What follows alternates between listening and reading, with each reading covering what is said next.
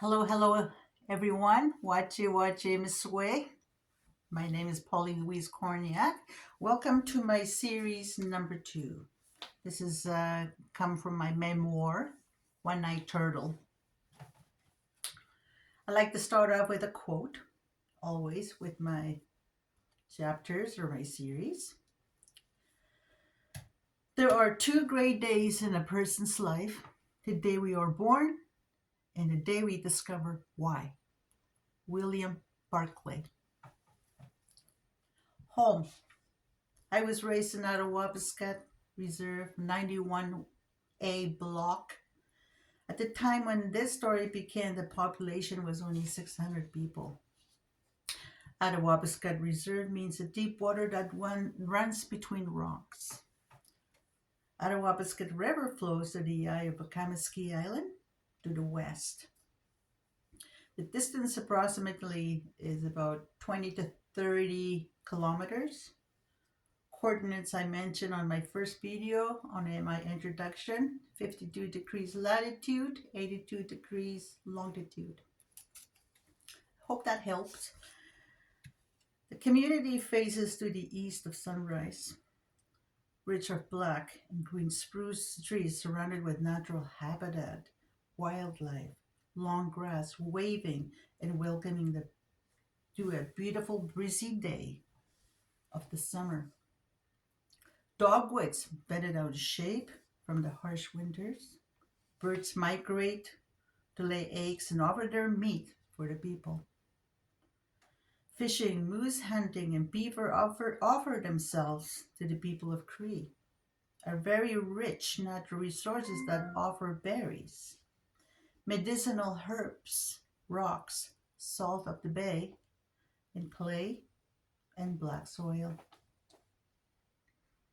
And not to forget, there's so many rocks. Moss was used for insulation for homes before houses came in the old days, mixed with clay. That was their insulation. And diapers, I saw this one, and diapers were used for the newborns. I saw that with my own eyes. Short summer season, unfortunately, was well preserved or uninterrupted with contamination, except the service eventually of the mercury in water. They were, at that time, we were forced to boil our water. That was the beginning of boiling water in the 70s. It's just a beautiful, well-balanced landscape. It's beautiful. So my story begins. I grew up I was born in Moose Factory Hospital. That's where all the moms went to deliver their babies. And I went from foster home to foster home, many foster homes. They took me away when I was about 6 months old. I was just a baby. And I went to foster home for about 2.5 years, I believe. And then eventually I was taken to St. Anne's Residential School in Fort Albany, where they had a daycare for children, or an orphanage. And a letter was sent to my grandparents. And this is how the story says that I was sent there by Bishop Legarier of Moosonee, Ontario. So it began. He wrote a letter to my grandparents regarding me. The letter said, "Dear Mr. and Mrs. Wheesk," it was a very desperate letter at that time. "You have given 7 days to accept your granddaughter as your guardians. She is to be adopted to a family in Toronto, Ontario. The Bishop Legary of Moosonee wrote a letter on behalf of St. Anne's Residential School in the summer of 1968. Mr. and Mrs. Wheesk sent a note back to the bishop and accepted his request, in condition that the child will stay with them until she is old enough to leave on her terms at the age own terms at the age of 18. A letter of confirmation was requested by the Wheesks. The letter confirmed that no one would come and take her away from not even from her own parents. It was stamped firm. As per letter, me was to become a part of the 60s scoop that is known as today. Sadly, many children were taken away and adopted, so I was a lucky one. While I was staying at the first at the residential school in Fort Albany, Ontario, I was looked at. I had a sister, a nun named Maginot, Madeleine. I think her name was Madeleine Pony. She's related to my grandmother's side, the Jacomolans and Cataquapits.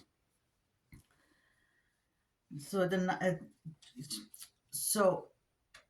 a nun, Sister Maginot, she was a nun in the residential school, tried to explain to me, a 5-year-old girl, a nearly 5-year-old girl, that she will be going away to live with her guardians, her grandparents. I had no clue what the grandparents is. What does it mean? She only gave her the look of insecurity, confusion, and dismay, and thought Maginot was going with her. Sister Maginot is a Cree woman from Attawapiskat, Ontario, relation to my guardian Charlotte Wheesk I just mentioned. They were cousins. Maginot was a nun at the St. Anne's Residential School of Fort Albany, neighboring community to Albany, Kashechuan, and Attawapiskat. And it's Attawapiskat located on the north side of the Kashechuan. She was the caregiver at the orphanage school for orphans or abandoned children, and there was so many of us. Maginot's maternal love for Pauline and cherished protected her from harm, traveled to train to Cochrane, Ontario, and abroad to Toronto on many occasions. So I went around with her. She took me places. I remember the smell of a train, the diesel, whatever it was. I can still smell it. And every time I go in a train, back in the days, I can smell it. It triggers a memory.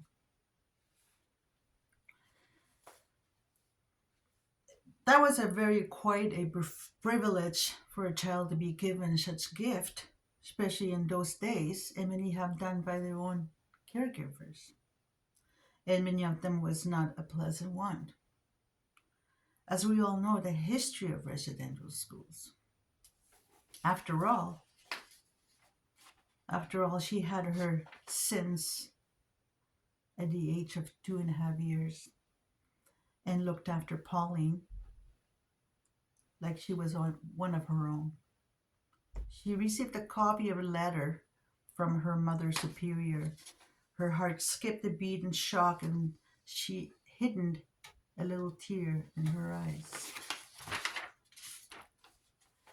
It was that slightly disappointing moment in that season where the maple leaves that had blown off trees. And this would be my last time playing in the leaves down south. Sister Maginot wondered how to explain the nearly 5-year-old girl that she is going away to live with her grandparents. She had to set up a little theme for her, as you do with a child. She thought to herself. A lot of these things that when I met her again years later, she used to come over to our reserve and visit, and she used to bring me goodies. So I remember her very well. So I lived in the residential school orphanage for daycare for 2.5 years. It is a residential institution for a group home devoted to care of orphans and children whom, with various reasons, for example, parents just cannot care for their child by their unstable alcoholic biological parents. Her parents may have been absent or abusive or neglected. Absent physically harmed by her in their own home, or neglective with the necessities of life. My parents grew up in residential school too. Unwilling to cope with the abuse they have endured or triggered with mental illness, which my mom suffered, had no choice but her mom, unable to care for her. Her father thought it would be best for her to go as they were living in poverty lifestyle, as jobs was hard to come at that time. Her father returned, decided to try and turn his life around. He managed to get his master carpentry ticket in 1 year in the town of Moosonee, Ontario. Prior to that, he worked on a railroad construction in the 1950s, Moosonee to Cochrane. During at this time where there was a talk on residential schools planned to close for good. The government ran orphanages had been phased out in most developed provinces during the latter half of the 20th century, but continue to operate in many other regions in Canada. It is now generally accepted that orphanages are detrimental to the emotional well-being of children, and government support goes instead towards supporting the family unit. Today's residential for today's residential for children, also described as a congregate care, foster homes, group homes, or child care on the reserves, rehabilitation centers, shelters, and youth treatment centers. After years of sharing with the churches, the Department of Indian Affairs took sole control of the residential school system. St. Anne's Residential School closed in 1969.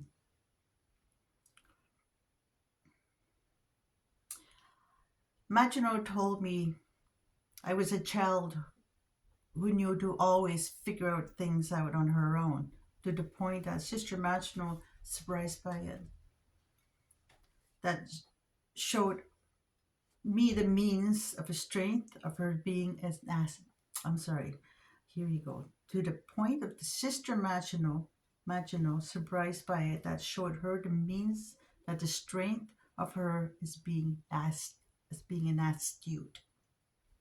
She would be last an unharmed family member from Ottawa, Ontario.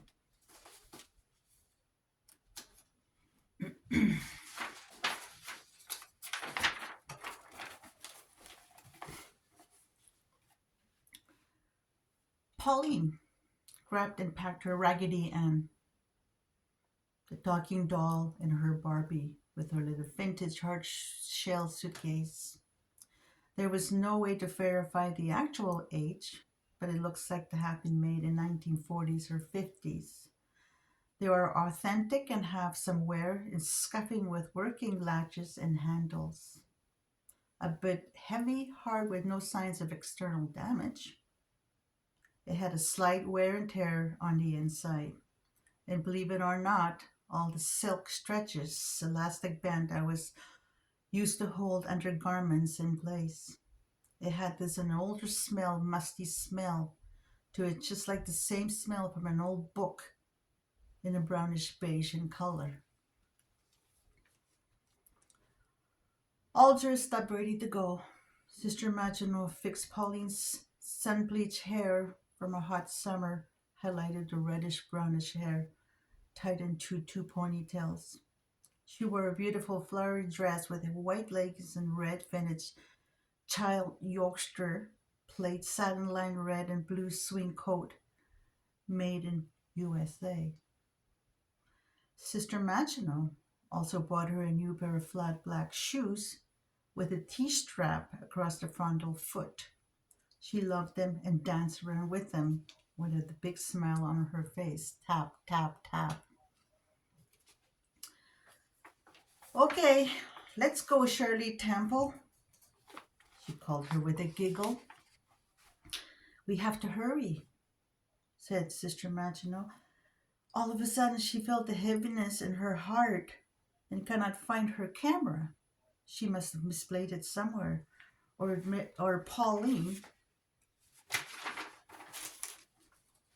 simply put it somewhere like she always liked to play with it.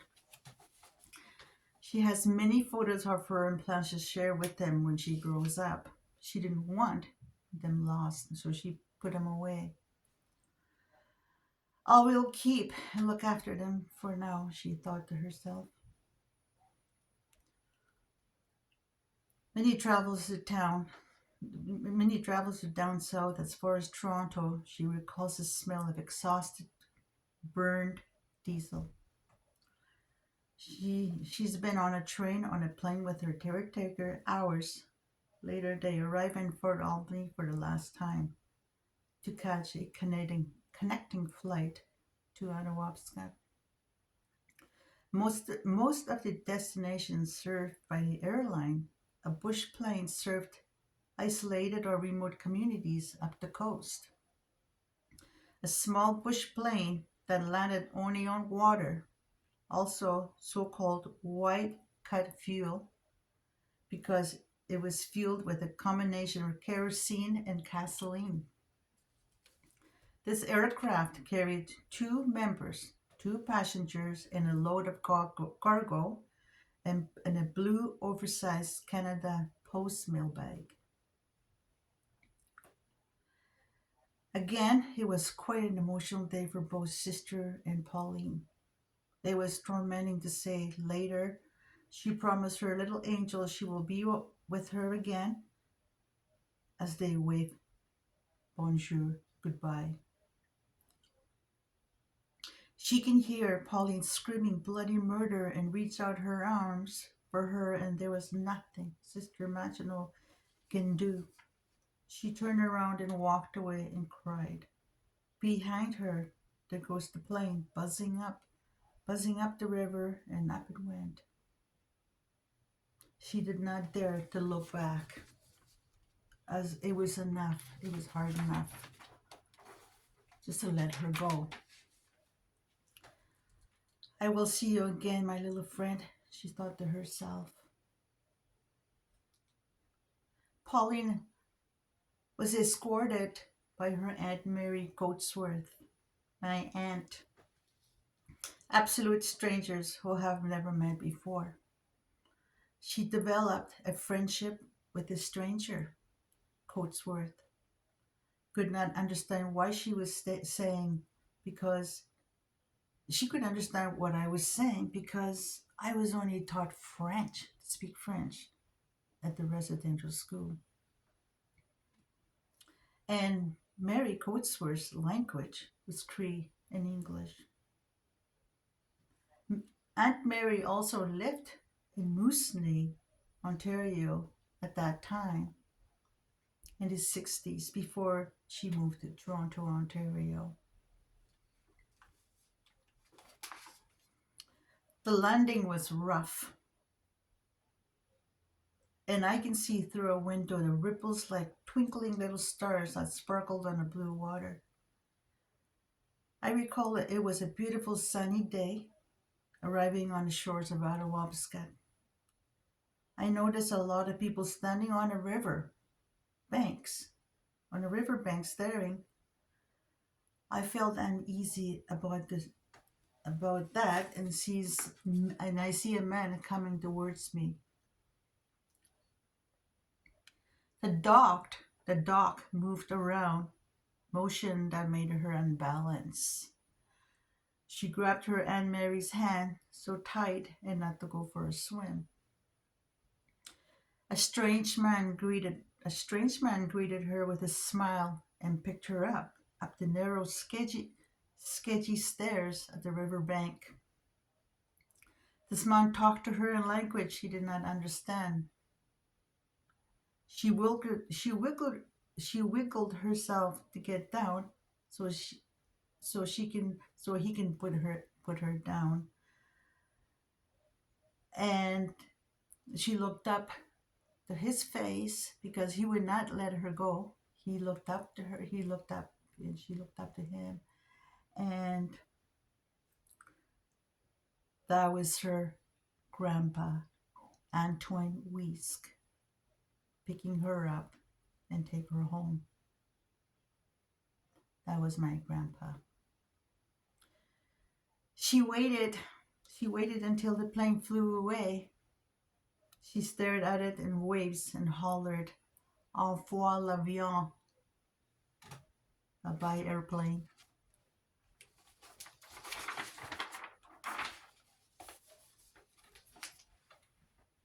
So when I got,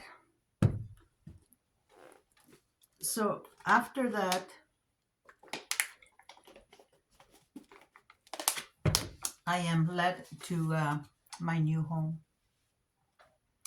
My new home is a gray, weathered, sun bleached external board siding, pretty much as a shack that had only one bedroom, two windows, a gas drum half used as a stove that had a chimney straight to the ceiling through the roof that sat on a corner of the floor, a small kitchen with a counter, a homemade hardwood table, and two chairs.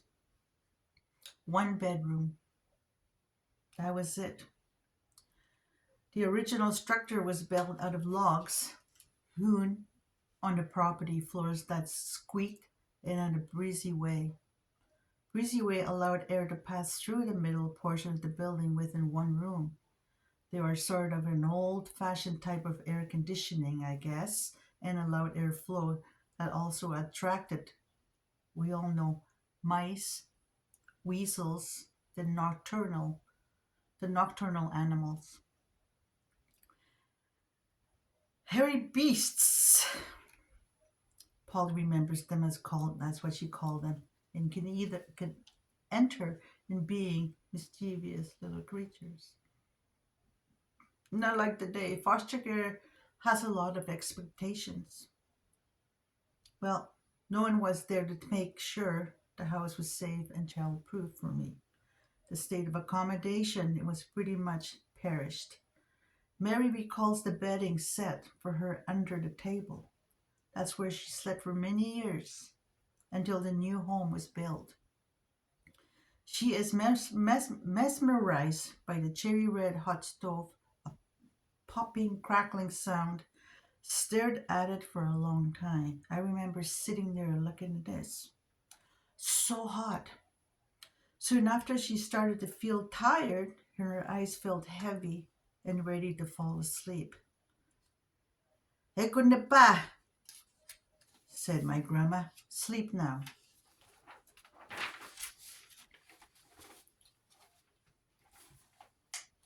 I remember unpacking my suitcase, put on my pajamas, and a whiff of clean, fresh linen reminded me my last home. And suddenly I became saddened and missed Sister Maginot. I ended up crying and tucked my Raggedy Ann and my Barbie doll and her black shoes next to my pillow, and I tucked myself in. In the middle of the night, I felt something run across my forehead.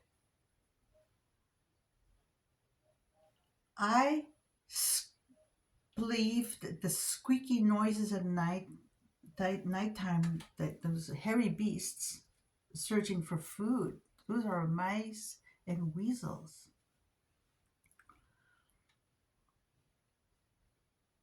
Obviously, the house is infested with mice and weasels. Frightened little girl covered her face with her sheet. I remember putting a white sheet over my face. The next morning, I was horrified to discover that something had ate my Barbie's face and legs and the tip of my black shoes. I could do nothing but scream in horror. I woke up the whole family, and all to her wondered what the heck, and everyone wondered what the heck was going on. My grandmother looked at her with a bit of an anger. She grabbed her Barbie and shoes and threw them in the wood stove. She was forever torn and hurt and cried. The next night, the night after, tucked into autumnal chilly fall, this is months later, I was given a heavy homemade goose down quilt for the night. It was a very windy night. I can hear the wind whistle through the cracks of the wall and windows. The dogs barking and howling throughout till dawn.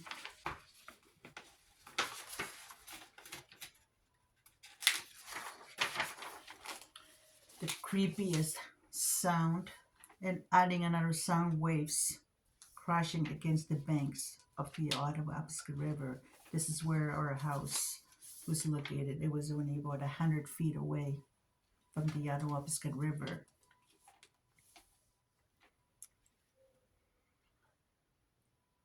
Final, I was frightened and I was scared, and I tucked my face into the fresh white linen again, which has become apparently my security blanket. I was forever changed, and now it was all about my survival. My name was originally Mary, and it was my grandmother changed it to Pauline, which is my second name. Mary is my generational name, and Pauline was given to me as my legal name. My godmother in Moosonee, Moose Factory, Ontario. I was baptized 3 days later, October 16th and to October 18th. Um, I was given a name.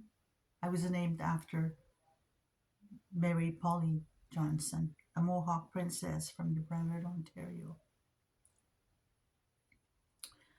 This is only the length of my story on this series number 2. So the next time I woke up, years gone by, I was changed and I was no longer speaking French. I was converted into speaking Omishkegwa Swampy Cree, and I became very fluent by the age of 6.